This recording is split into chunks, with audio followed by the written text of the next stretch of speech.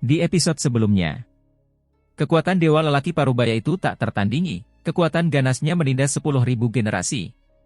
Jutaan dan jutaan tahun yang lalu, aku pernah bertemu denganmu, tepat pada saat ini, pria Parubaya itu berbicara.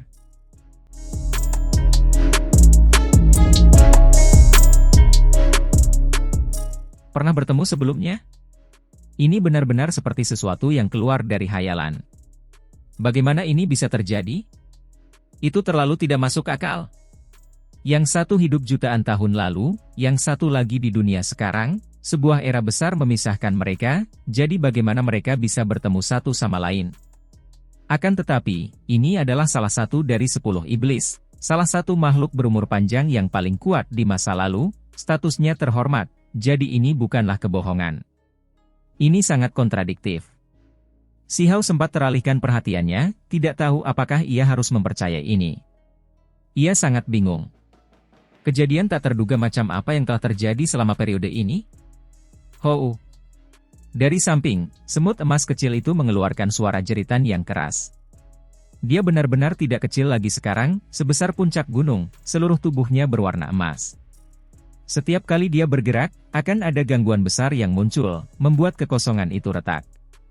Sayangnya, dia tidak tahu bahwa jejak ayahnya telah muncul, tidak mampu menghadapinya. Saat itu, dia mengamuk, kehilangan kemauannya sendiri. Rambut panjang keemasan pria Parubaya itu terurai hingga pinggang, tubuhnya tinggi dan tegap, langit berbintang sebagai latar belakang, menerangi tubuhnya. Dia sangat berwibawa, matanya cemerlang, menatap semua pahlawan dari masa lalu hingga masa kini. Pandangannya perlahan berubah lembut, menatap ke arah semut bertanduk surgawi kecil. Ia berbeda dengan temperamen yang seharusnya dimiliki oleh seorang ahli yang tak tertandingi, ia tidak lagi menunjukkan kekuatan melahap gunung dan sungai. Ini adalah kasih sayang yang sudah dikenal, kasih sayang seorang ayah. Ketika melihat anaknya sendiri, bahkan semut bertanduk surgawi yang tak tertandingi pun memiliki sisi yang lembut. Ini awalnya adalah seorang penguasa, seorang raja yang tak tertandingi. Aku tahu apa yang terjadi. Xiao berkata pada dirinya sendiri. Dia mengingat beberapa hal. Itu karena dia mengingat kejadian 3 tahun lalu ketika dia mencari peluang di medan perang abadi. Saat itu, sungai waktu yang panjang membentang. Seorang raksasa dari tahun-tahun yang tak berujung sebelumnya telah menyeberangi sungai besar itu, bertemu dengannya. Jika bukan karena kemunculan wanita berpakaian putih yang memaksa mundur leluhur kuno asing itu, maka Xiao niscaya akan berada dalam bahaya. Wanita itu berdiri jauh, gayanya tak tertandingi, meninggalkan kesan yang mendalam pada Xiao. Sayangnya, dia tidak melihat penampilan aslinya, satu-satunya hal yang bisa dia bedakan adalah topeng wajahnya. Karena ada 2 orang yang mampu menjulang tinggi di atas sungai waktu yang agung, mengabaikan generasi yang tak berujung, maka semut bertanduk surgawi kemungkinan besar melihatnya seperti ini juga. Itu karena semut bertanduk surgawi adalah salah satu makhluk terkuat di generasi itu. Itu nomor 1 jika mereka benar-benar berbicara tentang daging, mampu mengabaikan masa, kekuatannya tak terhentikan. Senior telah mengintip masa depan dan bertemu denganku, tanya Xiao. Sepertinya kau tidak terlalu lambat. Kata semut bertanduk surgawi. Ia berbalik dan menatapnya. Matahari, bulan, dan bintang-bintang jatuh di dalam pupil emasnya, makhluk-makhluk Dao abadi saling mencabik satu sama lain. Ini adalah pemandangan dunia-dunia besar masa lalu yang runtuh, berubah menjadi 9 langit 10 bumi. Hong! Dalam sekejap, Xiao merasakan gelombang energi yang mengerikan menyapu dirinya. Seolah-olah dia sekarang berdiri di hari-hari terakhir kuno abadi sistem bintang terkoyak, dunia runtuh, semua hal layu. Tiba-tiba, dia melihat pedang yang mengguncang dunia. Pedang itu berwarna hijau tanpa kilau, tetapi pedang itu langsung menembus kosmos, lalu memasuki ruang di antara alisnya, menimbulkan rasa sakit yang hebat. Ah, Xiao berteriak, merasakan seluruh tubuhnya menjadi sedingin es, dipenuhi keringat. Bulu-bulu halusnya berdiri tegak. Segera setelah itu, dia tahu bahwa ini adalah pengalaman semut bertanduk surgawi yang agung. Ketika dia bertarung, seseorang menyergapnya, sebuah pedang menghantamnya di antara kedua alisnya, darah mewarnai langit berbintang. Ini adalah jenis pesan yang disampaikan kepada Xiao, untuk membuatnya lebih berhati-hati saat berhadapan dengan musuh yang sangat kuat dan tak tertandingi. Sebelumnya ada makhluk yang menghunus pedang panjang berwarna hijau begitu saja, merobek ruang di antara alis sang semut bertanduk surgawi, melukai tubuhnya yang dikenal sebagai nomor 1 di dunia. Orang itu masih hidup, kata semut bertanduk surgawi.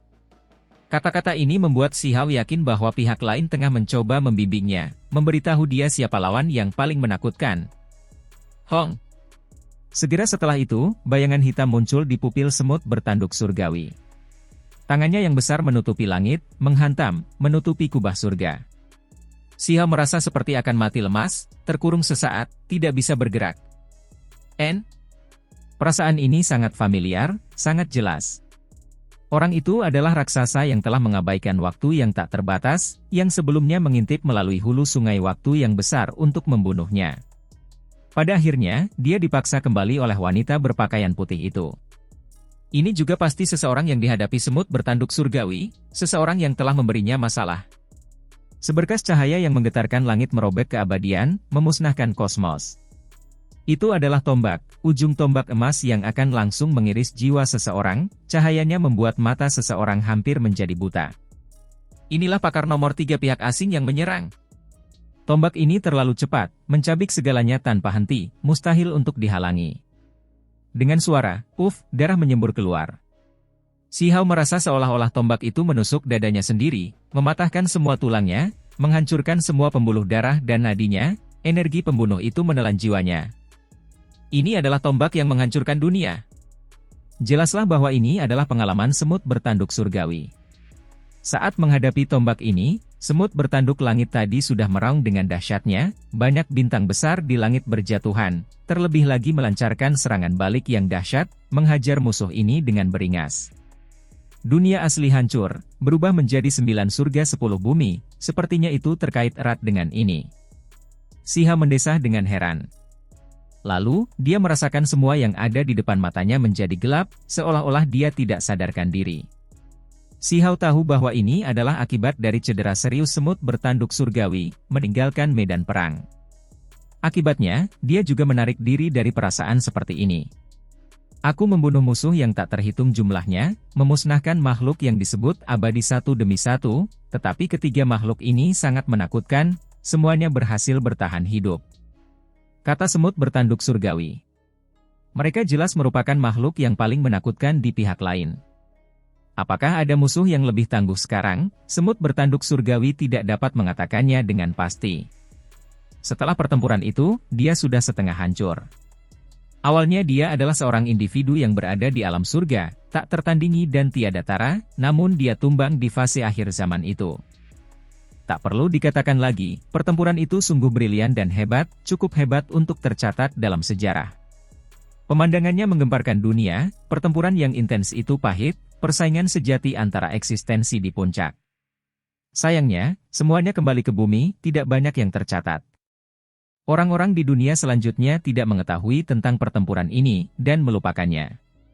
Barangkali hanya ketika seseorang pergi ke dunia makmur di sisi lain, seseorang akan belajar tentang beberapa kejadian di masa lalu dari mulut musuh, mendengar betapa menyedihkan namun cemerlangnya kejadian itu.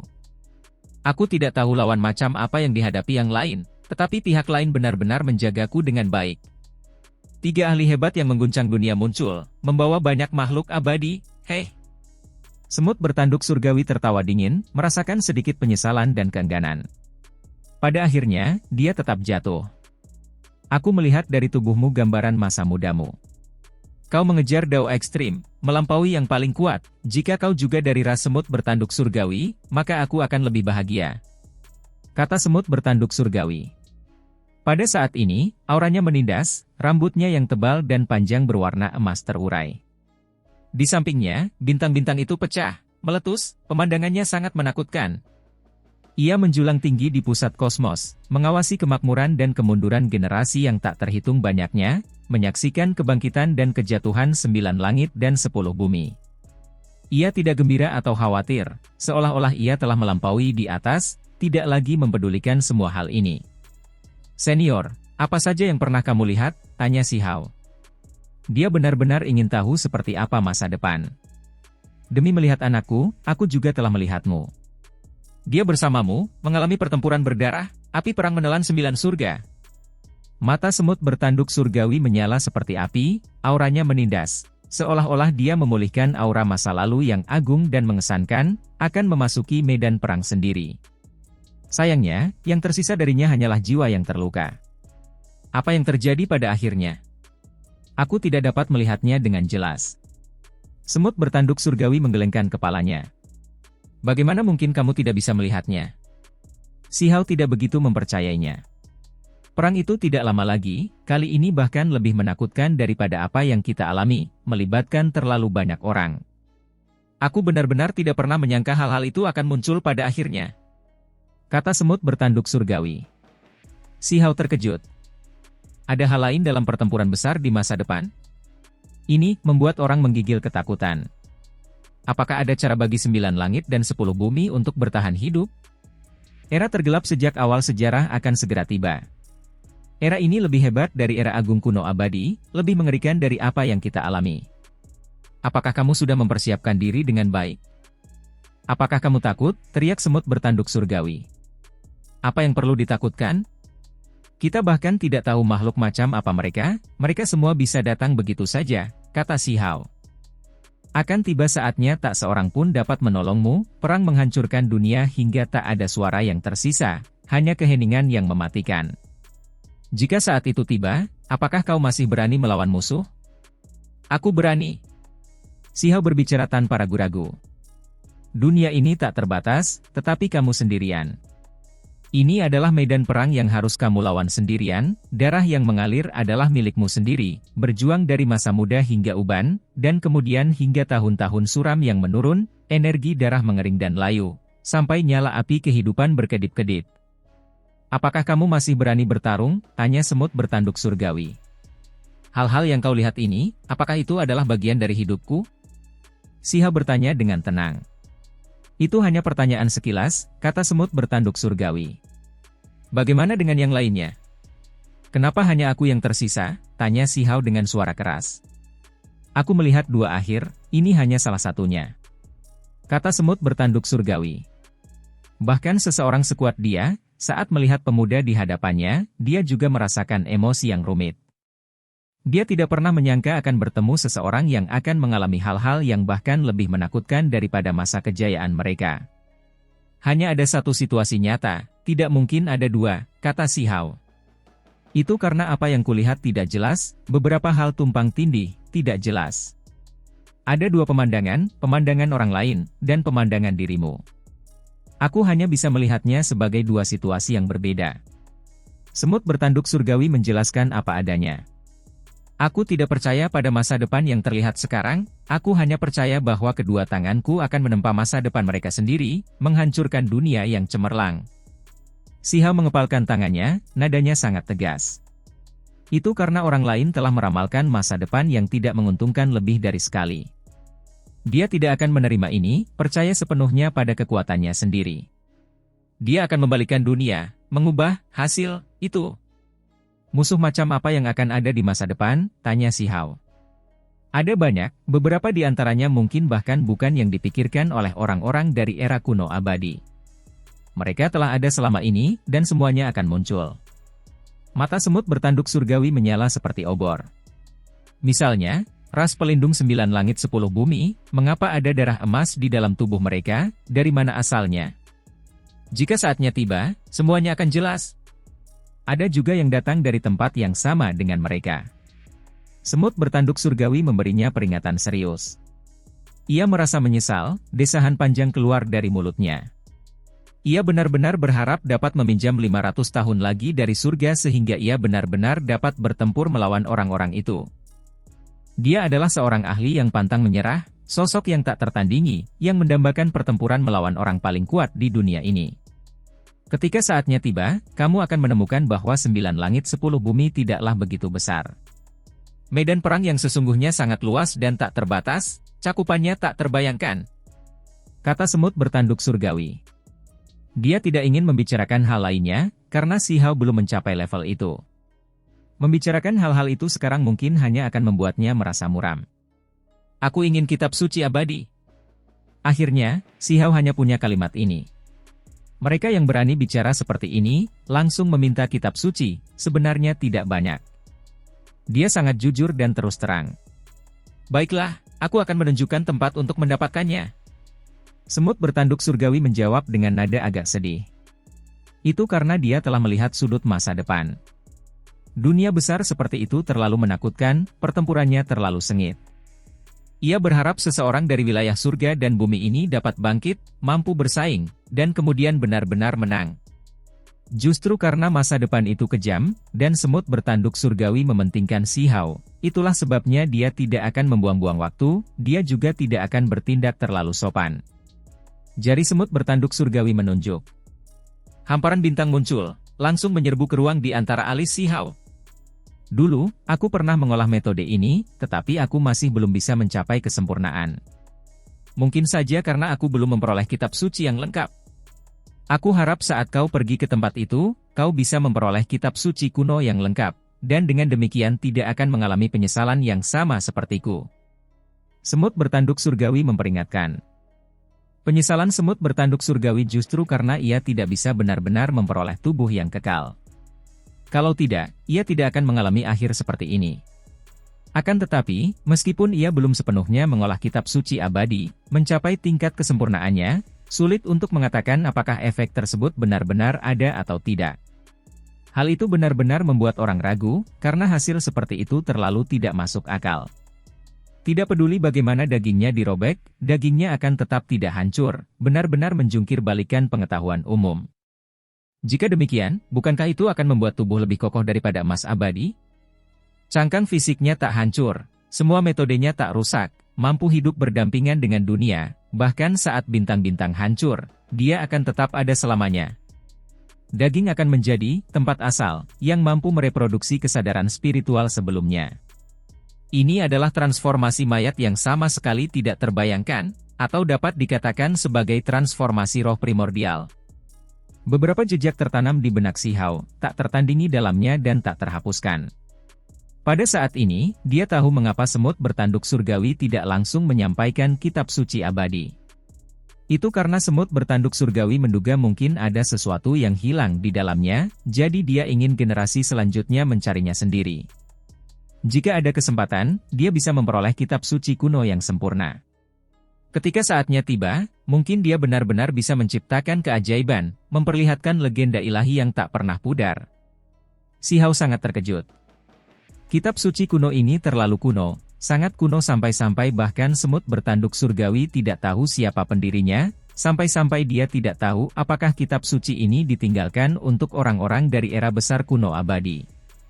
Itu karena karakter-karakter tersebut sangat istimewa. Selama pemahaman seseorang terhadap Dao cukup mendalam, mereka dapat dipahami, dipertukarkan untuk era besar manapun. Semua hal menjadi satu, 100 sungai berkumpul menjadi satu lautan. Banyak jalur, ketika mencapai ujungnya, saling terhubung, berbagi karakteristik di ujungnya. Ini tidak masuk akal, tetapi itulah kenyataannya. Berdasarkan informasi yang diberikan semut bertanduk surgawi kepadanya, semua individu pada akhirnya akan mengalami transformasi ekstrim.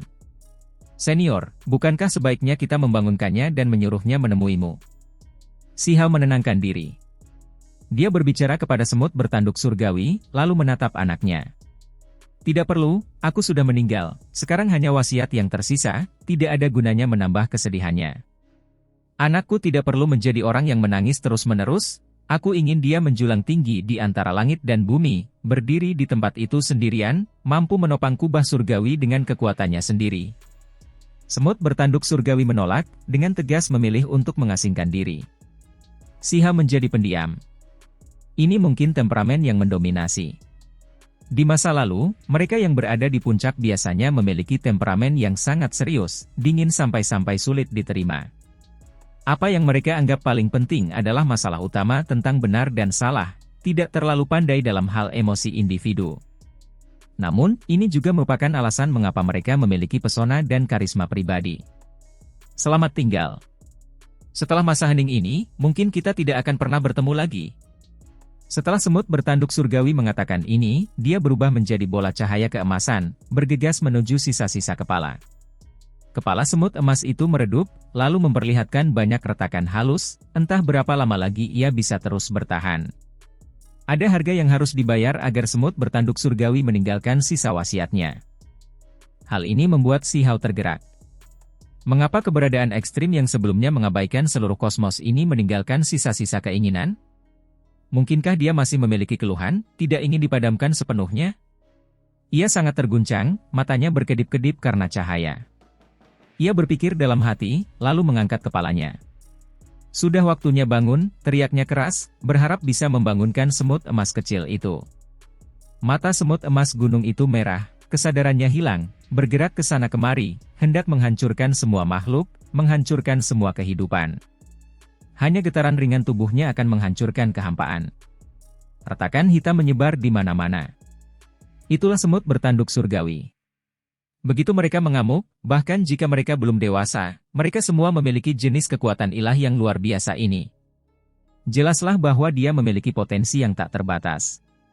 Dia bukanlah keturunan yang tidak murni, tetapi keturunan sejati dari Vichyo Usten, bakatnya mampu mengabaikan masa lalu dan masa kini.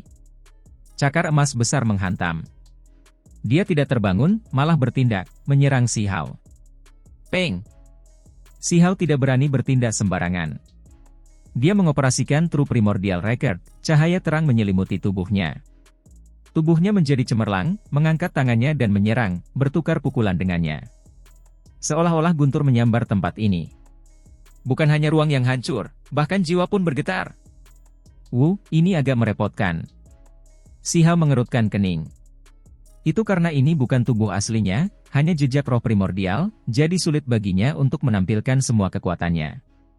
Dia menggerakkan diagram 10.000 roh, meninggalkan tempat ini, lalu dengan cepat kembali ke tubuhnya. Dia berdiri di luar, menunggu semut kecil itu mengejarnya. Benar saja, raksasa emas besar itu mengikutinya keluar.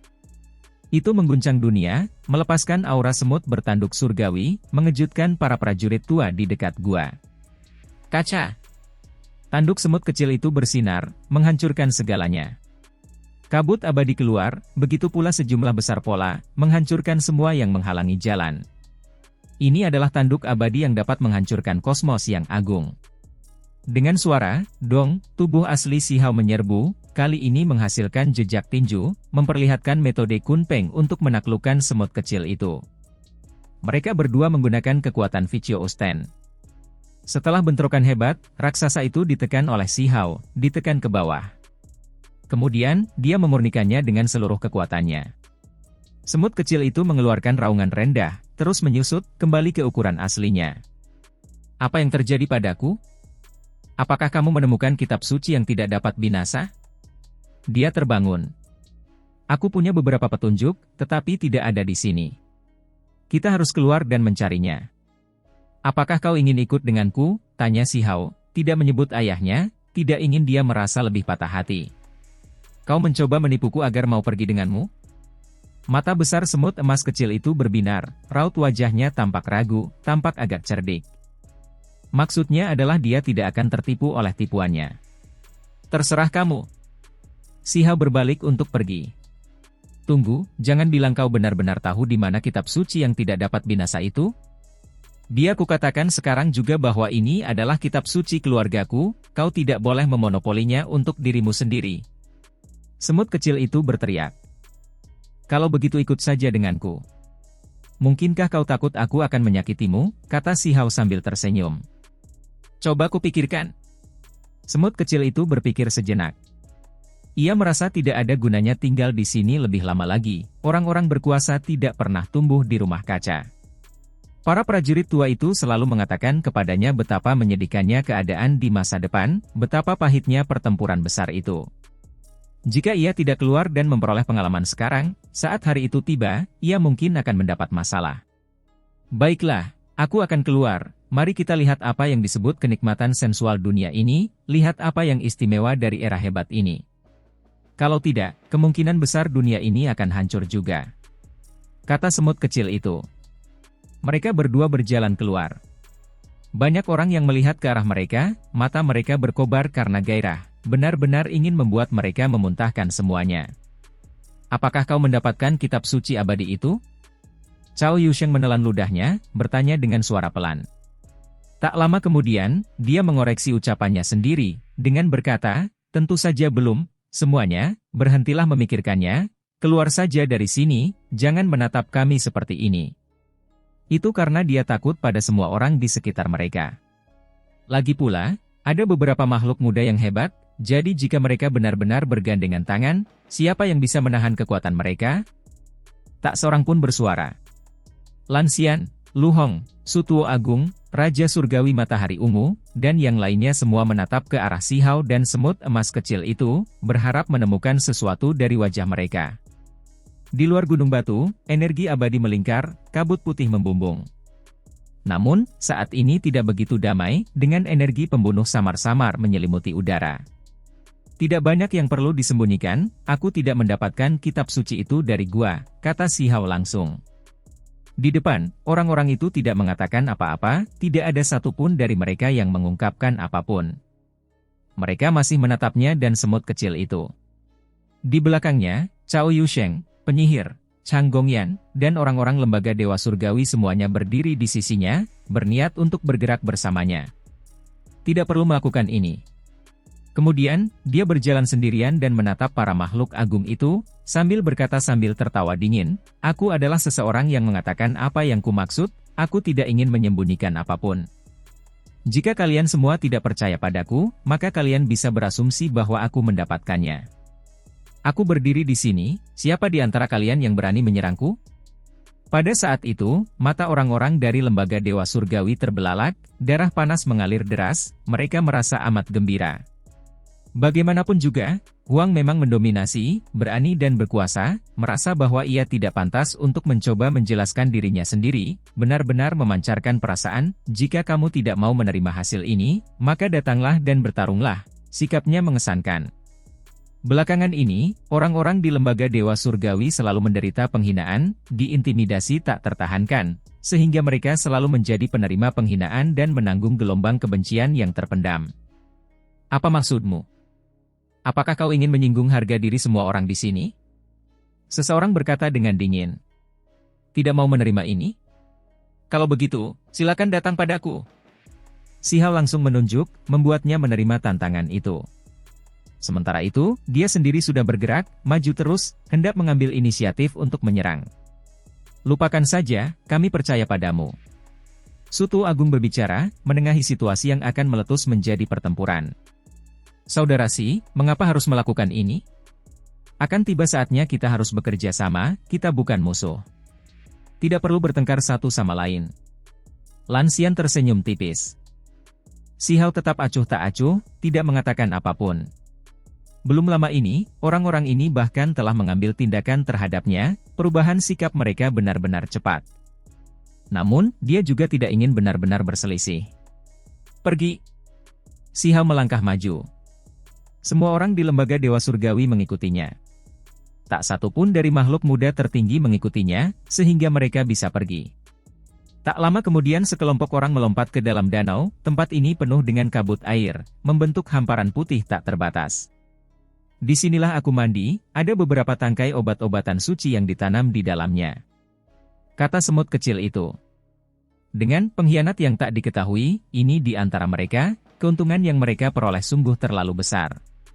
Sayangnya, hanya 2 puncak gunung yang terbuka, satu adalah kediaman semut bertanduk surgawi, yang merupakan tempat yang baru saja dituju semua orang. Ada 9 gunung batu di kota itu, yang kedua tepatnya di daerah ini, berdekatan dengan danau suci.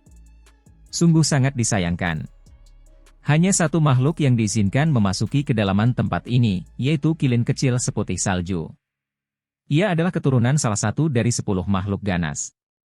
Para prajurit tua itu telah lama berkata, Yang Mulia Kilin meninggalkan beberapa hal di sini, dan hal-hal itu sebaiknya diwariskan kepada anak cucunya, yang lain tidak dapat memperebutkannya.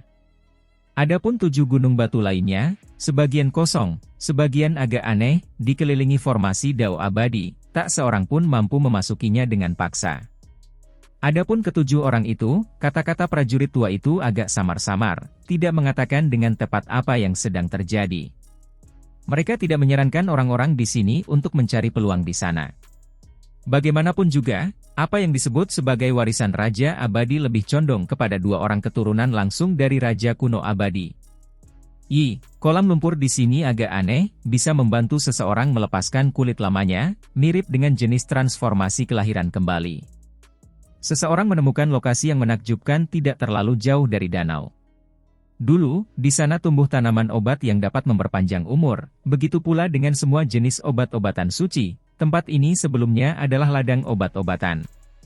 Banyak tanaman obat yang membusuk di sini, berubah menjadi nutrisi bagi tanah, itulah sebabnya meskipun telah menjadi lumpur, tanaman ini masih memiliki khasiat yang menakjubkan. Kata seorang prajurit tua. Tak lama kemudian, Cao Yusheng, Zhen Gu, Teng Yi dan yang lainnya bergegas mendekat. Tanpa mempedulikan penampilan, mereka melompat ke dalam lumpur dan menutupi diri mereka dengan lumpur itu. Harus dikatakan bahwa tempat ini memiliki efek yang menakjubkan. Banyak kulit lama orang terkelupas di tempat itu, dan menghasilkan kulit baru. Pada akhirnya, bahkan beberapa kultivator wanita pun tidak dapat menahan diri dan bergegas mendekat. Selain itu, Lan Xian, Raja Surgawi Matahari Ungu, serta Wang Xi, Lu Tuo, Priao Yu dan yang lainnya juga turut pindah, semakin banyak orang memenuhi tempat ini. Si Hao juga mencobanya, tetapi ia menemukan bahwa efeknya tidak begitu bagus. Itu karena dalam 3 tahun perubahan, penyempurnaan dagingnya terlalu aneh. Sementara semua orang bersorak kegirangan, Si Hao berinteraksi dengan beberapa prajurit tua, meminta mereka untuk membantu mengurus orang-orang lembaga Dewa Surgawi. Kemudian, dia membawa semut kecil itu bersamanya, meninggalkan tempat ini. Saat dihadapkan dengan apa yang kemungkinan besar merupakan tanah kuno warisan seorang Raja Abadi, dia dengan tegas pergi, menuju ke sana bersama semut bertanduk surgawi. Mau kemana? Bisakah kita benar-benar mendapatkan kitab suci yang tidak dapat binasa? Semut emas kecil itu sangat gembira dan gelisah. Kita pasti bisa, dan itu mungkin kitab suci abadi yang sempurna. Namun, itu kemungkinan besar akan sangat berbahaya, jawab Si Hao. Di permukaan, ada banyak orang, kebanyakan dari mereka berasal dari Akademi Abadi dan Akademi Suci, jumlah murid lembaga Dewa Surgawi yang sejati justru sedikit. Mereka bahkan sebelumnya ditolak. Saat ini, Si Hao membawa semut kecil itu ke permukaan, dan segera menarik perhatian semua orang. Mereka semua menatap pintu masuk kolam lumpur, memperhatikan mereka dengan saksama. Huang keluar. Apa yang dia dapatkan dari gua bawah tanah? Itulah yang menjadi perhatian banyak orang. Selain itu, mengapa dia muncul sepagi ini? Bagaimana dengan yang lainnya? Huang adalah orang pertama yang keluar. Apakah dia memperoleh panen yang banyak, atau apakah terjadi semacam perubahan yang tidak terduga? Apakah yang lainnya menghadapi bahaya? Ada beberapa orang yang gugup, berbicara pelan di sini. Bahkan ekspresi beberapa monster tua dari 3 akademi besar menjadi serius. Meskipun ada beberapa makhluk hidup tingkat fosil yang jatuh, mereka masih belum kembali. Hah? Dia membawa makhluk bersamanya? Mata seorang tetua dari Akademi Abadi menyipit. Dia menatap bahu Si Hao, melihat bintik emas di sana. Jika seseorang tidak melihat dengan saksama, mereka tidak akan melihat apapun. Namun, ketika seseorang mencapai tingkat kultivasi mereka, mereka dapat dengan jelas merasakan bahwa meskipun makhluk itu sangat kecil, panjangnya kurang dari 1 inci, ia membawa energi darah yang mengerikan di dalamnya. Begitu energi ini meletus, ia akan menjadi sangat menakjubkan. Seekor semut? Seorang tetua dari lembaga Dewa Surgawi berkata pelan. Ekspresi terkejut muncul di wajahnya. Dia langsung teringat pada Tetua Agung. Beberapa tahun yang lalu, Tetua Agung duduk di sini setiap hari, menggunakan umpan harum di sini untuk memancing makhluk, ingin menariknya keluar. Mungkinkah itu makhluk ini? Tidak masuk akal. Makhluk itu adalah semut? Tetua itu berkata dengan lembut. Namun, ketika semua orang mendengarnya, hasilnya benar-benar berbeda. Seolah-olah itu adalah guntur yang menyambar. Itu karena Tetua Agung melindungi tempat ini sepanjang tahun, memancing dari waktu ke waktu, ini bukan misteri. Banyak orang tahu bahwa ada makhluk hidup di gua abadi bawah tanah. Pada saat itu, imajinasi semua orang menjadi liar, memikirkan berbagai jenis hal. Mereka yang bisa berdiri di sini semuanya jenius, atau bagaimana mereka bisa masuk Akademi Abadi atau Akademi Suci? Tidak ada orang bodoh di sini, itulah sebabnya mereka langsung membuat asosiasi yang mengejutkan. Semut bertanduk surgawi.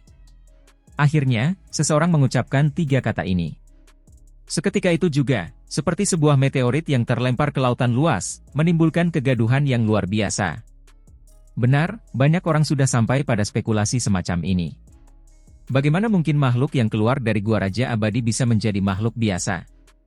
Dari dulu sampai sekarang, mereka yang berwujud semut, namun tetap memiliki kekuatan yang tak tertandingi, hanya ada satu spesies, semut bertanduk surgawi. Surga. Ini adalah salah satu ras kuno abadi sejati, keturunan dari 10 iblis, bukan keturunan dengan darah kotor.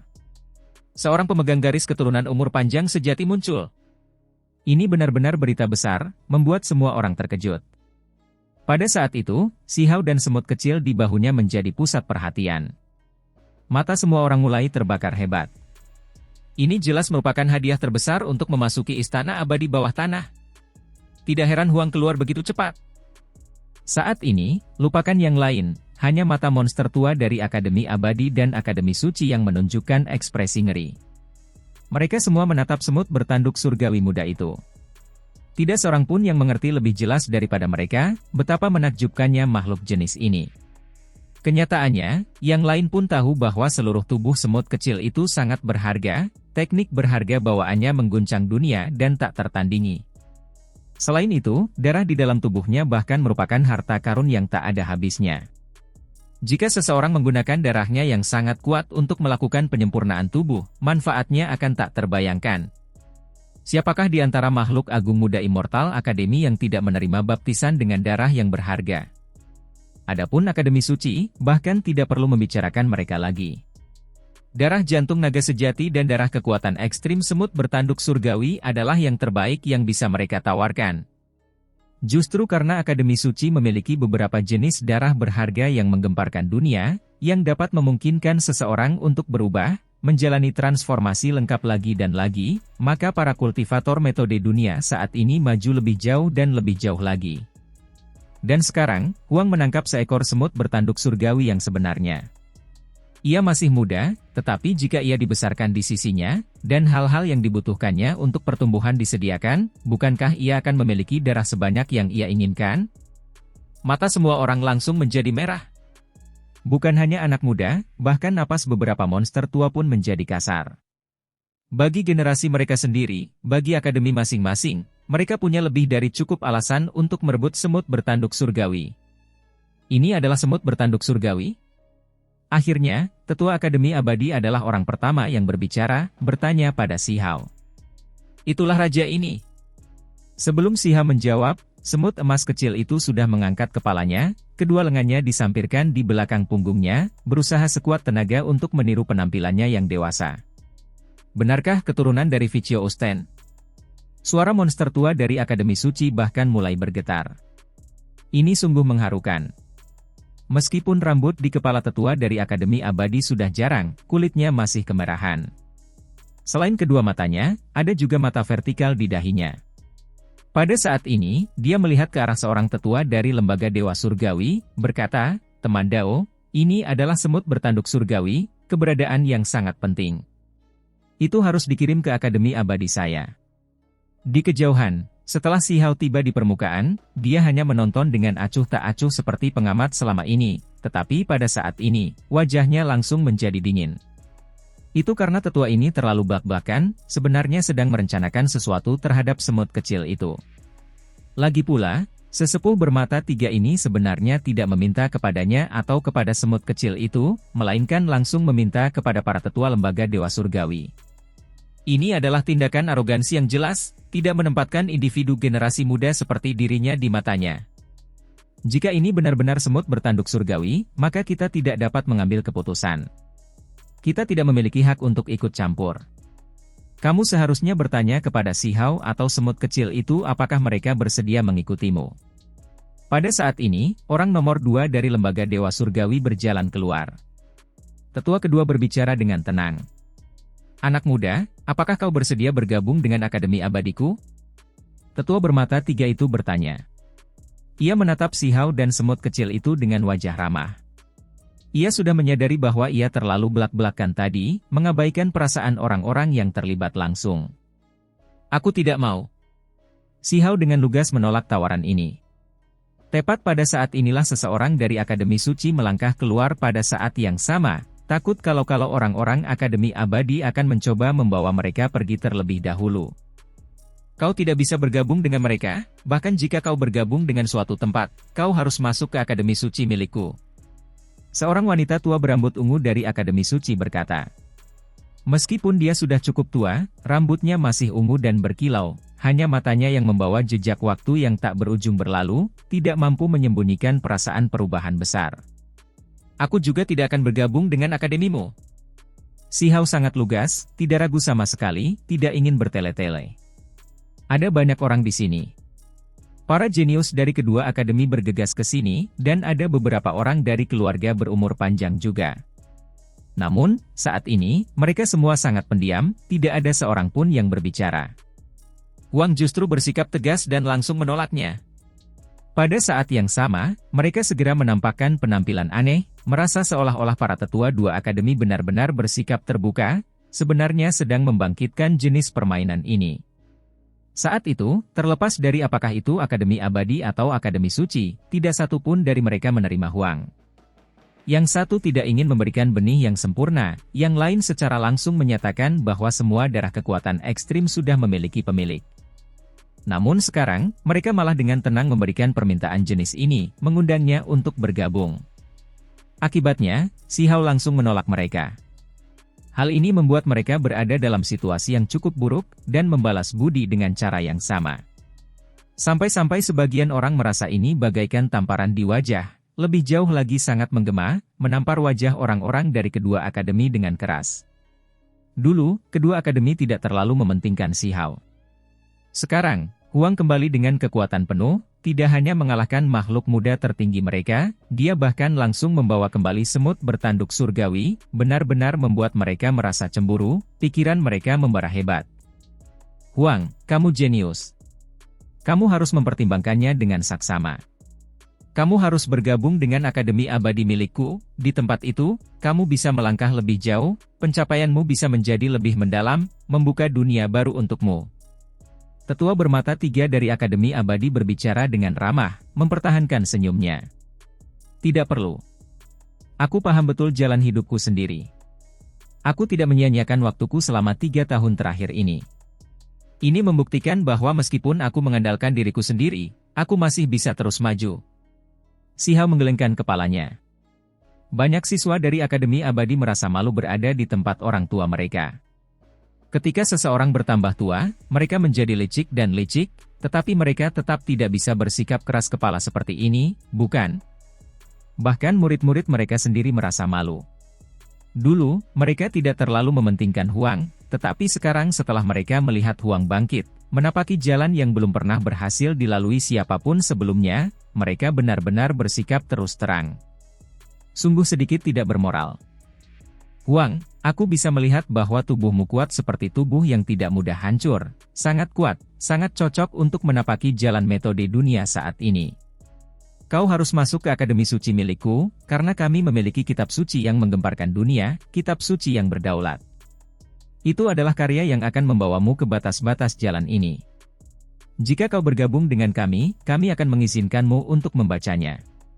Itu akan mengizinkanmu menjadi seperti harimau yang menumbuhkan sayap, ikan yang berubah menjadi naga. Wanita tua berambut ungu dari Akademi Suci juga mencoba yang terbaik untuk menariknya. Terima kasih banyak atas kebaikanmu. Saat ini, aku belum selesai memoles jalanku sendiri, jadi aku tidak bisa terganggu. Si Hao menggelengkan kepalanya. Semua jenius Akademi Suci merasakan wajah mereka memanas. Meskipun penolakan Huang bijaksana, tidak lagi tegas, hasilnya tetap sama. Benar-benar menyebalkan, orang-orang di dunia ini terlalu bersemangat, hanya berteriak dan meminta orang lain untuk bergabung dengan mereka, sungguh tidak masuk akal. Semut emas kecil itu tidak dapat menahan diri untuk tidak bergumam seperti ini. Haha, kawan kecil ras semut bertanduk surgawi, apakah kau bersedia bergabung dengan Akademi Suciku? Wanita tua itu tersenyum lebar. Ini tidak akan berhasil, kelinci giok bulan sudah membawa binatang kilin muda itu ke akademi suci milikmu, semut bertanduk surgawi harus bergabung dengan akademi abadi milikku. Tetua bermata tiga itu menghentikannya. Kilin itu, wajah wanita tua itu masam. Dia juga ingin menelitinya, tetapi dia tidak dapat benar-benar mengetahui rahasia kilin kecil itu. Itu karena ada segel mengerikan di dalam tubuhnya yang, sekali disentuh, akan menjadi sangat menakutkan. Baiklah, ayo pergi. Orang-orang ini terlalu membosankan. Semut emas kecil itu mendesak Si Hao. Suaranya lembut, sangat lembut, tetapi di telinga semua orang, itu pasti akan terdengar menusuk telinga. Tidak, semut bertanduk surgawi memiliki hubungan dengan banyak hal. Dia hanyalah keturunan dari 10 iblis jahat, jadi kita tidak boleh membiarkan sesuatu yang tidak terduga terjadi padanya. Dia harus dilindungi dengan ketat dan tidak boleh mengambil risiko dengan huang. Dia harus tetap tinggal. Tepat pada saat ini, ada seseorang dari keluarga yang berumur panjang yang berbicara. Si Hao tiba-tiba mengangkat kepalanya ke arah itu, segera menyadari bahwa ini adalah seseorang dari keluarga Wangxi. Kedua belah pihak memiliki dendam lama, jadi sekarang setelah pihak lain menghentikannya seperti ini, mereka jelas takut bahwa dia akan mendapatkan darah kekuatan ekstrim serta kemampuan ilahi semut bertanduk surgawi yang tak tertandingi, takut bahwa evolusinya akan menjadi semakin tak terukur. Saya juga merasa ini masuk akal. Ras semut bertanduk surgawi dapat dianggap punah. Sekarang setelah satu ras muncul, mereka harus dilindungi dengan baik. Keluarga yang berumur panjang mungkin bukan pilihan yang buruk. Seorang pria parubaya berbicara, sosoknya tinggi dan gagah berani, penampilannya mengesankan, sikapnya sangat luar biasa. Cahaya dingin melintas di mata Si Hao. Orang ini meninggalkan kesan yang sangat dalam padanya, tepatnya Yuan King. Dia menjadi sedikit lebih muda, sebelumnya menyakitinya dan hampir membunuhnya di tambang kuno asal. Salah satu penyebab utama yang mencegah Si Hao bergabung dengan lembaga Dewa Surgawi. Setelah Si Hao tiba di 9 surga, musuh pertamanya adalah orang ini. Dia ingin memperpendek jalur daunnya, menekannya selama 10 tahun. Bagi seorang kultivator muda, ini adalah penganiayaan yang sangat berat. Akan tetapi, Si Hao sudah membunuh cucu Yuan King, jadi bisa dikatakan ia telah membalas dendam. Kurasa kau punya pendapat yang benar. Keselamatan semut bertanduk surgawi memang sesuatu yang harus diperhatikan, jangan sampai hilang, lebih baik dia tetap tinggal. Tepat pada saat ini, seorang tetua lain berbicara. Ia juga berasal dari keluarga yang berumur panjang, tepatnya orang-orang dari klan angin. Tatapan mata Si Hao menjadi dingin. Sudah pasti tidak mungkin bagi keluarga ini dan dirinya untuk bisa akur lagi. Karena saat itu, Yuan King bertindak justru karena hasutan keluarga ini, dan itulah sebabnya dia akan menekan Si Hao selama 10 tahun. Dari sudut pandang tertentu, seseorang dari keluarga yang berumur panjang ini adalah raksasa yang seharusnya ditentang oleh orang terkuat. Si Hao menduga jika leluhur klan angin dan klan batu memiliki dendam tersembunyi, memiliki hubungan yang berbeda dengan keturunan darah pendosa. Jika tidak ada alasan bagi mereka untuk menargetkannya sedini itu. Heng! Tepat pada saat ini, tetua kedua lembaga Dewa Surgawi mendengus dingin. Matanya mengamati mereka dan berkata, kalian semua terlalu mengkhawatirkan diri sendiri. Lembaga Dewa Surgawiku sudah cukup untuk menjamin keselamatan Huang dan semut bertanduk surgawi. Teman Dao, kami punya niat baik, karena ini sungguh melibatkan banyak hal. Benar, kita harus ekstra hati-hati. Klan Angin dan keluarga Wang, dua keluarga besar yang berumur panjang, mengemukakan pendapat mereka satu demi satu. Mereka adalah dua raksasa, keluarga yang dulunya merupakan asal keluarga berumur panjang. Mereka mengabaikan 9 langit dan 10 bumi, setiap kata mengandung makna yang sangat penting. Dapat dikatakan bahwa suara keluarga yang berumur panjang membawa pengaruh yang menakutkan. Mereka adalah kekuatan terbesar. Enyahlah.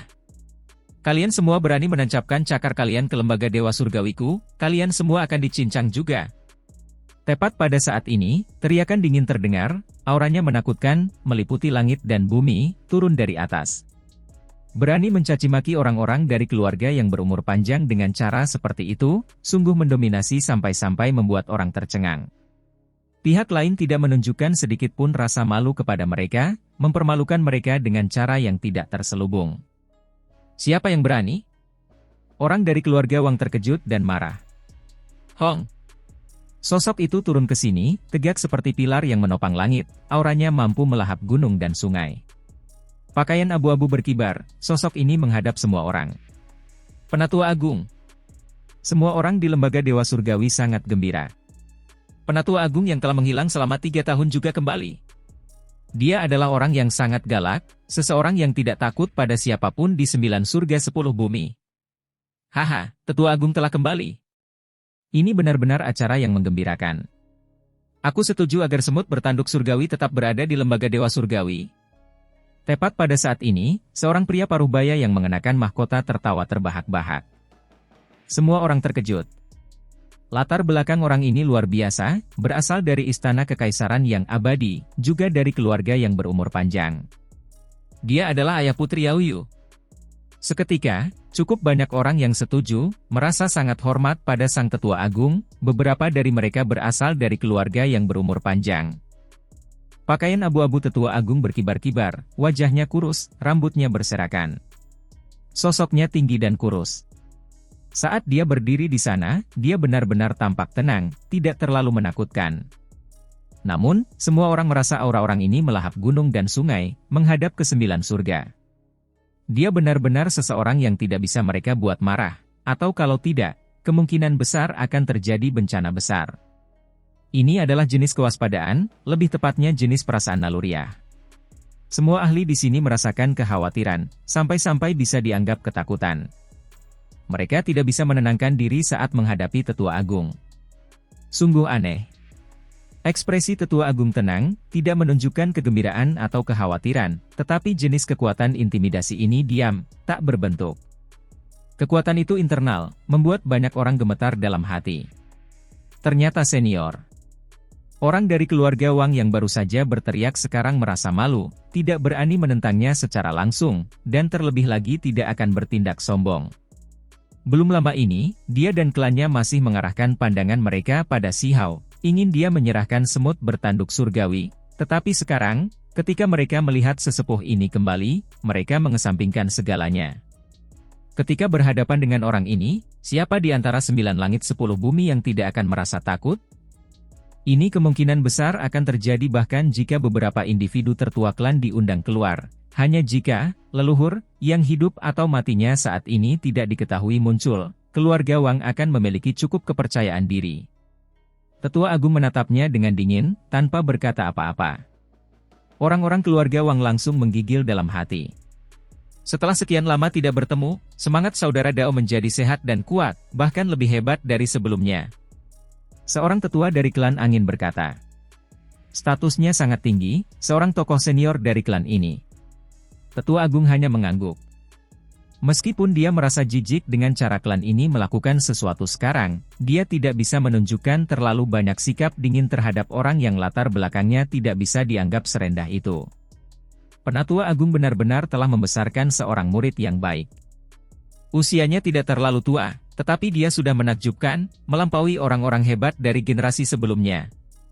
Ayah Putri Yaoyu, penguasa istana kekaisaran yang berumur panjang berbicara. Dia mengenakan jubah emas dengan sulaman naga sejati. Cahaya keemasan bersinar cemerlang. Dia mengenakan mahkota, tampak sangat berwibawa. Dia adalah seorang kultivator yang sangat kuat, usianya sudah sangat tua, tetapi dia masih tampak muda. Seolah-olah dia setengah baya, energi darahnya berkembang pesat. Semua orang tahu bahwa orang ini telah mencapai status makhluk tertinggi puluhan ribu tahun yang lalu, kekuatannya dalam dan tak terukur. Dia adalah salah satu makhluk dengan otoritas terbesar di 9 surga di atas. Setidaknya, ini adalah kasus di permukaan. Mantan kaisar klan yang mengundurkan diri menganggapnya sangat penting, menempatkan sejumlah besar wewenang di tangannya, dan menyuruhnya menangani berbagai masalah penting. Tak seorang pun menyangka sang penguasa istana kekaisaran yang berumur panjang, sang kaisar sendiri pun muncul, apalagi belum lama ini dengan jelas menunjukkan niat baik terhadap sang tetua agung. Apakah mereka akan membentuk aliansi? Orang harus memahami bahwa istana kekaisaran dan keluarga Wang tidak akur, selalu berseberangan. Kalau tidak, Putri Yaoyu tidak akan selalu menentang Wangxi di lembaga Dewa Surgawi. Itulah sebabnya keluarga Wang segera gemetar dalam hati, menampakkan ekspresi waspada. Lembaga Dewa Surgawi kita seharusnya menyiapkan sambutan yang meriah jika kita tahu Kaisar Su akan datang. Tetua Agung tersenyum, sikapnya benar-benar berbeda dari saat dia berhadapan dengan dua orang sebelumnya. Perbedaan jenis ini membuat keluarga Wang merasa makin tidak nyaman. Klan Angin masih baik-baik saja, selalu menjaga hubungan yang cukup damai dengan Lembaga Dewa Surgawi. Selain berurusan dengan Si Hao tadi, mereka selalu bersikap agak rendah hati. Haha, Tetua Agung terlalu sopan. Dirimu yang terhormat adalah seorang senior, bukankah ini menunjukkan perhatian yang tidak pantas kepada generasi muda? Su Mingxuan tertawa keras, menunjukkan tindakan etiket lainnya. Banyak orang berjalan menghampiri untuk menyambut Tetua Agung secara resmi. Baru sekarang semua orang jenius tiba-tiba menemukan dengan terkejut bahwa hampir semua keluarga berumur panjang mengirim orang ke sini. Orang bisa melihat betapa menakjubkannya istana Raja Abadi di bawah Lembaga Dewa Surgawi itu. Dan sekarang Si Hao mengeluarkan semut bertanduk surgawi, ini juga membuktikan betapa luar biasanya gua itu, pasti membuat mata mereka memerah, membuat keributan besar karenanya. Namun, dengan kembalinya Tetua Agung, para individu yang gelisah itu tidak punya pilihan selain menahan diri sedikit, takut kalau mereka akan ditekan jika mereka melawan monster tua ini. Di 9 surga di atas, Tetua Agung adalah salah satu individu paling kuat. Ini tentu saja benar, karena ia telah hidup terlalu lama, sampai-sampai beberapa orang bahkan berspekulasi bahwa ia mungkin telah menyentuh ranah Dao Abadi, dan sudah satu kaki menjadi makhluk berumur panjang. Jika memang demikian, maka dia mungkin adalah orang pertama di era besar ini yang memiliki kesempatan mencapai keabadian. Tentu saja, ada lebih banyak orang yang yakin bahwa Akademi Abadi, Akademi Suci, beberapa keluarga umur panjang yang hebat, dan beberapa individu lainnya dapat berdiri sejajar dengannya. Namun, terlepas dari itu, sosok fosil hidup yang telah hidup dalam waktu yang tak terbatas ini layak diperlakukan dengan sangat penting oleh semua orang. Tidak ada satupun dari mereka yang berani menyinggung perasaannya dengan gegabah. Keponakan yang terhormat, kamu benar-benar cukup santai, datang ke sini juga untuk bergabung dalam keramaian. Tetua Agung berkata kepada Su Mingxuan. Saya harus melihat sendiri apakah benar-benar ada gua Raja Abadi yang muncul. Saya tidak punya pilihan, ini terlalu mencengangkan, godaan warisan Raja Abadi terlalu besar bagi siapapun. Su Mingxuan berkata dengan tenang. Kemudian, dia mengganti topik pembicaraan, katanya, sebenarnya, aku datang kali ini untuk memilih seorang pemuda yang luar biasa, melihat apakah dia bisa menjadi pendamping Dao dengan gadis kecilku. Hong. Hal ini memicu keributan besar. Tidak seorang pun menyangka Kaisar Su akan bersikap terus terang seperti ini. Bukankah ini terlalu santai? Apakah dia akan menentukan pernikahan putrinya di sini? Mutiara dari keluarga yang berumur panjang, putri dari istana kekaisaran yang abadi, beban ini terlalu berat. Jika seseorang menikah dan tinggal bersama keluarganya, bukankah sumber daya pengobatan ilahi, harta karun metode yang berharga, dan semua hal lainnya dapat diraih? Kita harus memahami bahwa istana kekaisaran semacam ini telah ada sejak zaman kuno, tidak pernah digulingkan, dan bertahan dari era besar terakhir. Sebelumnya, istana ini telah menghasilkan orang-orang yang benar-benar abadi. Tidak seorang pun tahu betapa luar biasanya dukungan mereka. Ini sungguh menggemparkan dunia, mungkin sesuatu yang akan menghancurkan seluruh dunia. Keponakan yang terhormat, Anda pasti bercanda. Peristiwa seperti ini menyangkut seluruh kehidupan putri Anda, bagaimana mungkin Anda bisa begitu saja menyebutkannya, kata Tetua Agung. Saya hanya menyebutkannya dengan santai, bagian yang krusial akan tetap bergantung pada putri saya. Itu karena saya mendengar bahwa para makhluk muda tertinggi di dunia saat ini hampir semuanya berkumpul di sini, jadi saya ingin memilih satu yang lebih menonjol. Su Mingxuan tertawa keras, sangat bebas dan tenang. Kemudian, dia bahkan lebih menatap Si Hao. Dia akan memilihmu sebagai menantu. Semut emas kecil itu berdiri di bahu Si Hao, tingginya jelas kurang dari 1 inci, namun ia masih memegang tangannya di belakang punggungnya, berpura-pura seperti orang penting. Ia berbicara pelan kepada Si Hao. Pikiran semua orang bergetar. Tadi, tatapan mata Su Mingxuan terlalu lugas. Mungkinkah dia lebih menyukai Huang? Pikiran orang-orang keluarga Wang bahkan lebih gelisah. Mereka tidak bisa menahan diri untuk tidak menggigil kedinginan. Akan sangat sulit bagi mereka untuk menanggung hal semacam ini. Orang harus memahami bahwa saat itu, Si Hao telah diperlakukan oleh mereka sebagai budak. Mereka memasangkan cincin berlian di kepalanya, berniat untuk mengirimnya ke tambang kuno asal untuk menggali sejenis batu kehidupan. Mereka memandang Si Hao sebagai pelayan mereka untuk waktu yang sangat lama, seseorang yang berstatus rendah. Bahkan kemudian ketika mereka mengetahui bakatnya luar biasa, mereka masih merasa sedikit sombong, seolah-olah mereka pada dasarnya lebih unggul. Tentu saja, ini juga menjadi alasan mengapa Si Hao berselisih dengan mereka. Dia memutuskan ikatan berlian, menangkap Wang Xi, dan menjinakkannya semalaman, menggunakan ini untuk menghapus rasa malunya. Kedua belah pihak sudah berselisih dan menjadi musuh. Jika mereka melihat Si Hao bergabung dengan keluarga Su dan menjadi menantu idaman mereka, Wang Xi tidak akan bisa menerimanya apapun yang terjadi. Itu karena mereka semua sudah tahu bahwa Huang memiliki bakat yang sangat menakutkan. Jika dia benar-benar menikah dengan keluarga Su, dia akan menjadi seperti harimau bersayap. Itu akan menjadi semacam aliansi yang sangat menakutkan. Jika itu terjadi, dunia luar mungkin akan mengatakan bahwa keluarga Wang memiliki mata tetapi tidak memiliki pupil, memaksa seorang jenius yang luar biasa pergi, dan mengejarnya ke sekte lawan. Pada saat itu, keluarga Wang kemungkinan besar akan menjadi bahan tertawaan. Saya selalu menghormati keluarga Su yang bijak, merasa sangat kagum. Huang sebelumnya telah menambang untuk keluarga Wang saya, ini benar-benar pemborosan bakat. Apakah keluarga Su menganggapnya penting? Benar-benar temperamen yang luar biasa. Tepat pada saat ini, seorang pemuda dari keluarga Wang berbicara. Dia adalah seorang siswa dari Akademi Abadi, kata-katanya saat ini tidak jelas, menyembunyikan beberapa implikasi. Dia memuji keluarga Su di permukaan, tetapi sebenarnya mengejek mereka. Dalam kata-kata ini, dia bahkan lebih mengejek Si Hao, mengatakan bahwa dia sebelumnya adalah pelayan keluarga mereka. Sementara itu, keluarga Su ingin memilih orang ini sebagai menantu, bukankah itu memalukan? Ekspresi Si Hao langsung menjadi dingin. Dia menatap ke arah pemuda itu, hanya ada satu kalimat untuknya. Apakah kamu ingin mati? Pemuda itu bisa dianggap sebagai orang yang sombong dan angkuh. Kalau tidak, bagaimana mungkin dia berani mengejek Si Hao dalam situasi seperti ini, dan juga mengejek keluarga Su, keluarga kekaisaran yang sudah berumur panjang, secara terbuka? Akibatnya, ekspresinya langsung berubah. Dia berkata dengan dingin, Huang, kamu terlalu tak terkendali. Apakah kamu benar-benar berpikir bahwa kamu sudah dapat mengabaikan 9 surga 10 bumi, sehingga kamu dapat melakukan apapun yang kamu inginkan?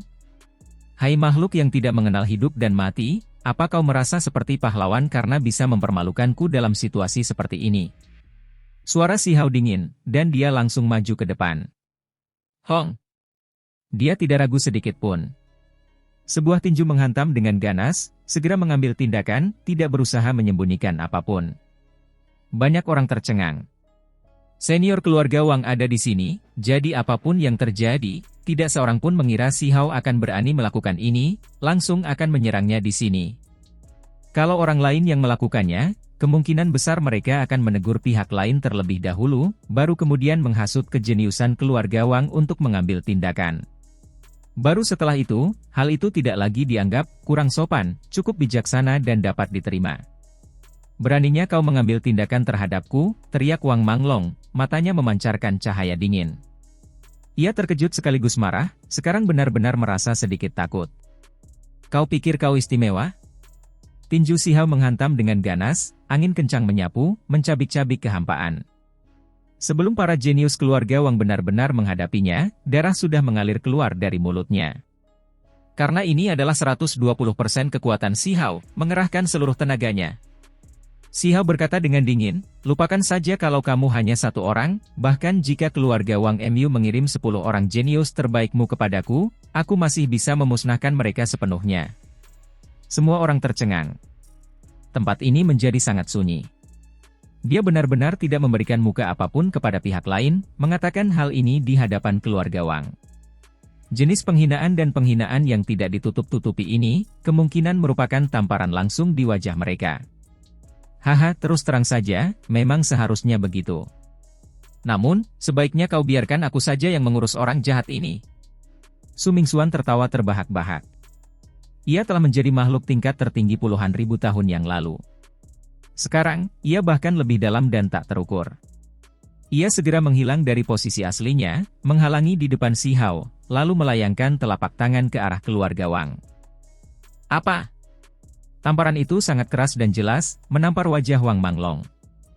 Dia langsung menjerit dengan menyedihkan, wajahnya melengkung, daging dan darahnya membusuk, tulangnya retak, giginya rontok semua. Seluruh tubuhnya terlempar keluar, pingsan di tempat, roh primordialnya hampir runtuh. Ini tentu saja karena Kaisar Su menahan diri. Kalau tidak, dengan kekuatannya, hanya dengan satu titik jarinya saja, tubuh dan jiwa orang ini akan hancur. Su Mingxuan, beraninya kau? Seorang tetua dari keluarga Wang sangat marah. Ini sungguh tidak memberi mereka muka, menampar wajah keturunannya di depan semua orang, bukankah ini sama saja dengan mempermalukannya? Mengapa aku tidak berani? Disiplin keluarga Wang Mu tidak cukup ketat, membiarkan generasi muda membuat pernyataan yang tidak bijaksana di tempat seperti ini. Izinkan aku bertanya padamu, apakah kau ingin memulai perang 10.000 tahun antara kedua klan kita karena apa yang dikatakan pemuda itu?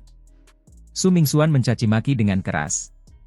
Pada awalnya, tak seorang pun menganggap serius hal ini. Mereka merasa bahwa sebagai kaisar satu generasi, tindakan Su Mingxuan agak terlalu sepele dan tidak cukup bermartabat. Namun, ketika dia berbicara seperti ini, mereka semua merasakan betapa gawatnya situasi. Kau, Heng. Tetua keluarga Wang itu penuh amarah dan dendam, tetapi pada akhirnya, dia hanya bisa mendengus dingin. Dengan lambaian lengan bajunya, dia mundur, tidak lagi melanjutkan ini. Kau tidak buruk? Su Mingxuan berjalan mendekat, gerakannya mengesankan, aura kaisarnya mengintimidasi. Dia menepuk bahu Si Hao. Semut emas kecil itu mendesis, menghindar dengan cepat, karena telapak tangan itu hampir mengenainya. Ia bahkan menduga bahwa kaisar melakukan ini dengan sengaja, ingin menamparnya.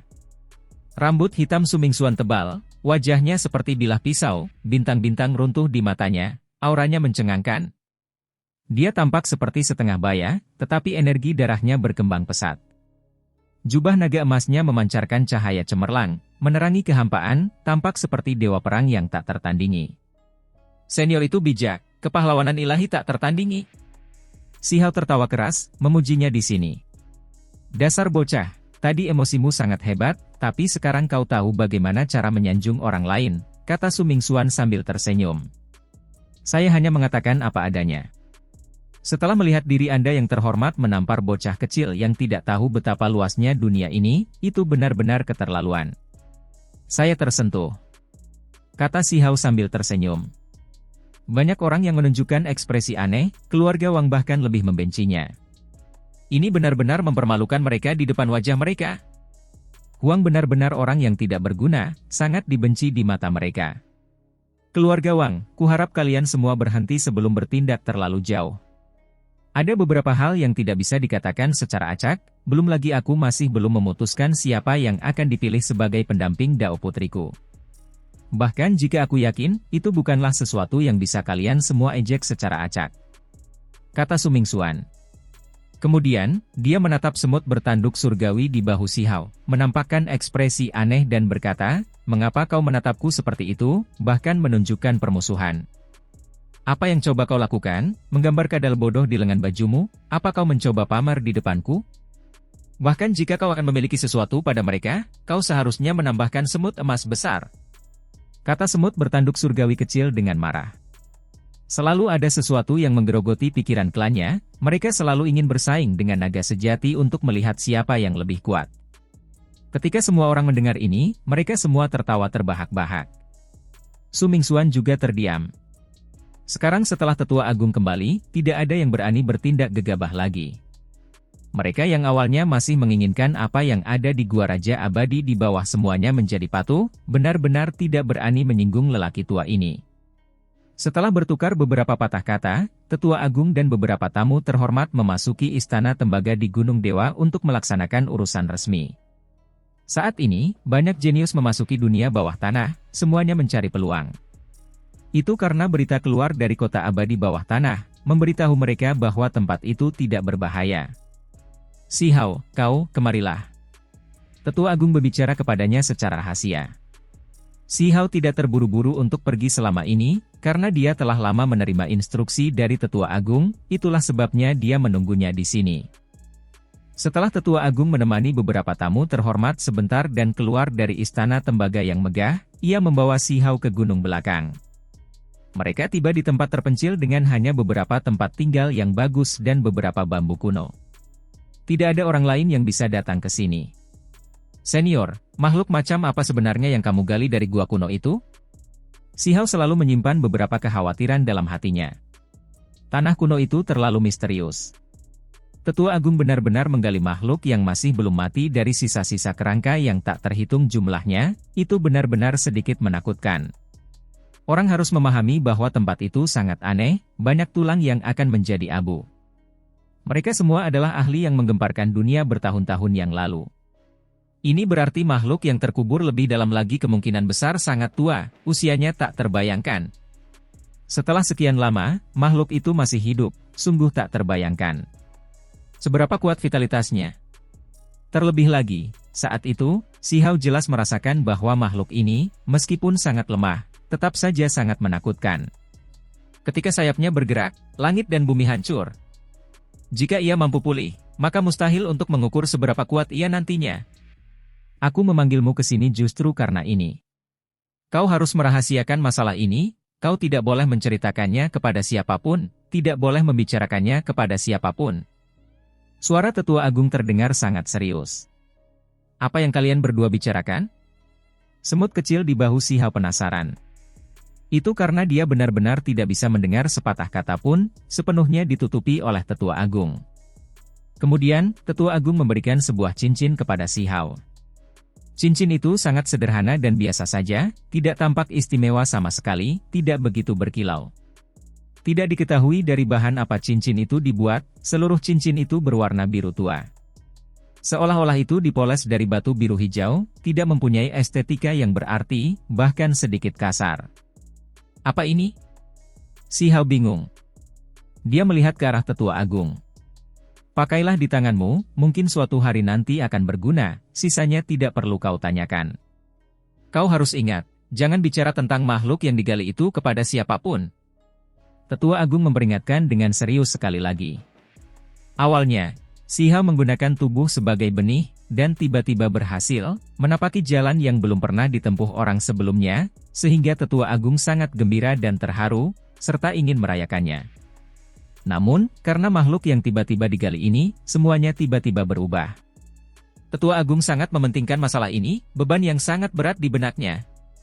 Si Hao memberitahu Tetua Agung bahwa dia akan mencari kitab suci abadi, situasinya mendesak. Makhluk-makhluk di sisi lain mungkin melancarkan serangan kapan saja, dan begitu mereka menerobos perbatasan terpencil, dunia ini pasti akan berada dalam bahaya, itulah sebabnya dia harus segera pergi dan segera memperkuat dirinya. Pergilah, berhati-hatilah sedikit.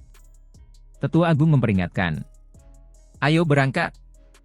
Setelah meninggalkan gunung belakang, semut emas kecil itu bersorak, dengan rakus menghirup udara segar di luar. Kenyataannya, tempat ini jauh lebih buruk daripada istana bawah tanah. Tempat itu penuh dengan esensi spiritual yang kuat, bahkan ada energi abadi yang tercampur di dalamnya, jauh lebih besar daripada dunia luar. Namun, bagi semut emas kecil itu, segala sesuatu di luar sana baru, penuh dengan kekuatan kehidupan yang luar biasa, tidak monoton seperti dunia bawah tanah itu. Di mana kita akan mencari kitab suci yang tidak dapat binasa? Tanya semut kecil. Hutan Laut Utara, kata Si Hao. Ini adalah tempat yang sangat penting yang telah ada sejak zaman kuno hingga sekarang, hutan batu di lautan luas. Ada terlalu banyak legenda yang terkait dengan tempat ini. Di era yang hebat ini, semua orang yang memiliki prestasi pernah mengunjungi tempat ini. Mereka meninggalkan nama mereka di hutan batu ini, meninggalkan prasasti di puncak-puncak tertinggi untuk menunjukkan kekuatan mereka. Misalnya, Raja Surgawi Matahari Ungu, Lansian, dan yang lainnya, setelah keluar dari pengasingan, semuanya pergi ke sana untuk meninggalkan nama mereka di dinding tebing suci.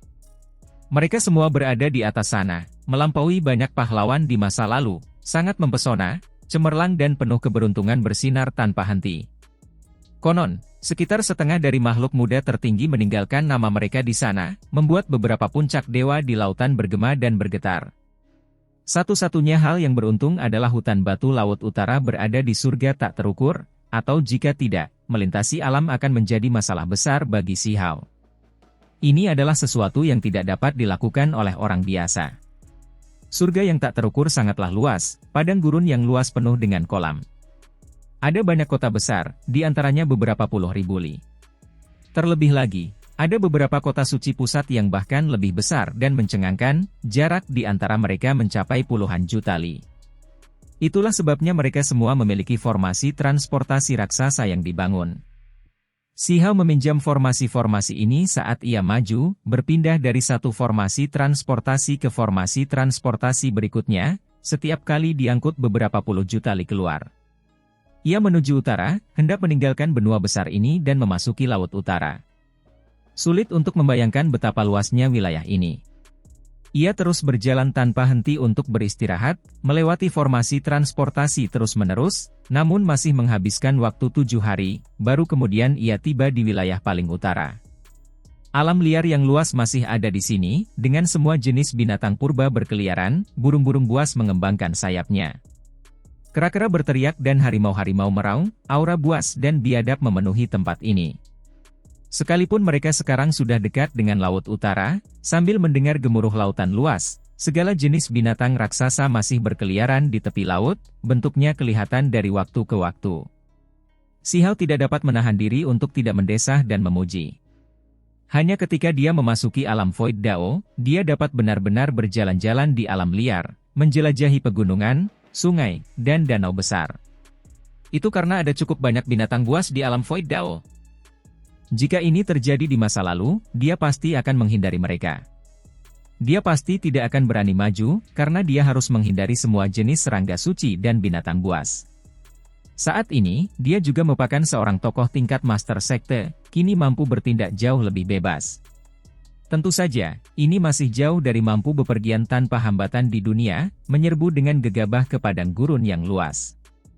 Dia masih harus berhati-hati, karena salah satu kedalaman punggung gunung itu mungkin saja memiliki makhluk ganas raksasa yang bersembunyi di dalamnya.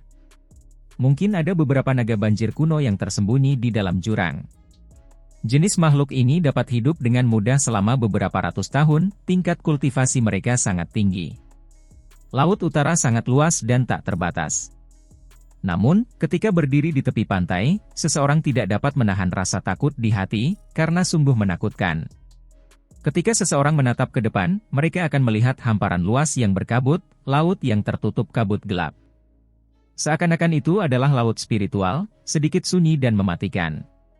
Ada juga formasi transportasi yang mengarah ke kedalaman Laut Utara, tetapi tidak ada satupun yang terlalu bisa diandalkan.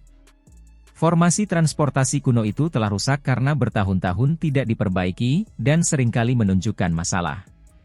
Dari waktu ke waktu, orang-orang akan dikirim ke lautan luas yang tak terbatas, dan dengan demikian menghilang. Si Hao datang ke sini dengan tujuan yang sama seperti yang lainnya, menunggu sebuah kapal dunia bawah. Meskipun kapal-kapal ini terdengar menakutkan, sebenarnya mereka tidak terlalu berbahaya. Di tengah kabut, ada kapal-kapal di mana-mana, seperti tamu dari alam hantu saat mereka bergerak menembus kabut hitam. Ada beberapa kapal kuno yang bergerak sendiri, lentera merah terang tergantung di bagian depan kapal. Ini agak menakutkan, tetapi hingga hari ini, jarang terjadi hal berbahaya. Tak lama kemudian, beberapa kapal dunia bawah muncul, mengambang di dekatnya. Mereka benar-benar diam, lentera berwarna darah di haluan kapal berkedip-kedip dengan cahaya yang tampak kejam. Apakah ini kapal-kapal dunia bawah? Si Hao bertanya pada dirinya sendiri. Benar-benar menakutkan. Semut emas kecil itu tidak dapat menahan diri untuk tidak menggigil kedinginan. Apa kau tidak tahu? Ini adalah kapal-kapal yang bertahan dari zaman kuno abadi, ada sejak zaman agung terakhir hingga dunia ini, tidak membusuk selama ini. Mereka mengapung di permukaan laut, mampu membawa orang dari satu pantai ke pantai lainnya. Kata si Hao. Aku tidak tahu, tidak pernah mendengar tentang mereka sebelumnya. Si semut kecil menggelengkan kepalanya. Itu karena ia lahir di era besar terakhir. Kenyataannya, si Hao juga cukup penasaran, penuh dengan kebingungan. Pertama kali dia mendengar bahwa mereka perlu mengandalkan perahu jenis ini untuk menyeberangi Laut Utara, dia juga terkejut. Mereka kini sudah dekat. Satu perahu tiba di laut, tidak terlalu besar, tetapi sangat kokoh. Badan kapal berwarna hitam, tidak rusak bahkan setelah mengalami waktu yang tak berujung. Apakah ini benar-benar kapal kuno yang telah berlayar dari era besar terakhir? Si Hao merasa agak sulit untuk mempercayainya, itu terlalu tidak masuk akal. Sebelumnya ada tokoh-tokoh besar lain yang pernah naik perahu untuk mempelajarinya, namun mereka tidak memperoleh temuan-temuan yang istimewa. "Ayo, kita naik perahu," kata si Hao. Ia hendak berangkat ke laut. Ia mendengar bahwa ada satu wilayah di tengah laut utara yang cukup ramai, penuh dengan aktivitas dan banyak petani yang tinggal di sana. Sepertinya agak familiar. Saat dia menaiki kapal dunia bawah, si Hao mengerutkan kening. Mengapa perahu itu terasa semakin familiar? Perahu itu benar-benar mengusik hatinya, mengaduk-aduk pikirannya. Ia merasa agak sulit untuk tenang. Tiba-tiba, si Hao teringat. Saat berusia sekitar 10 tahun, dia pernah berlayar ke alam bawah, menuju sarang Kunpeng untuk bertarung demi teknik berharga yang tak tertandingi. Di tempat itu, dia pernah melihat teknik ini sebelumnya. Hanya saja, saat itu, yang dilihatnya hanyalah kapal-kapal kertas, kapal-kapal yang telah dilipat oleh orang lain. Penampakan kapal ini sama persis dengan kapal-kapal kertas itu. Terlebih lagi, dia yakin bahwa kapal ini tidak terbuat dari kertas, melainkan benar-benar nyata. Ketika dia menyentuhnya dengan tangannya, terasa sedikit dingin. Kapal tulang. Kapal itu dipoles dari sejenis bahan tulang. Kapal itu tidak tenggelam ke dalam air, dan sangat kokoh, dan pastinya memiliki latar belakang yang menakjubkan. Saat si Hao kebingungan, perahu ini bergerak sendiri, melewati kabut hitam dan menuju laut utara. Si Hao duduk. Dia memukul kapal itu pelan-pelan, lalu memeriksanya dengan saksama. Mungkinkah benar-benar seperti yang dikatakan rumor, bahwa kapal itu dibuat dari tulang-tulang para penguasa dunia bawah? Tiba-tiba, si Hao merasa ngeri, berdiri sambil berteriak. Ia melihat cairan merah tua mengalir di sepanjang permukaan kapal, merembes keluar. Darah.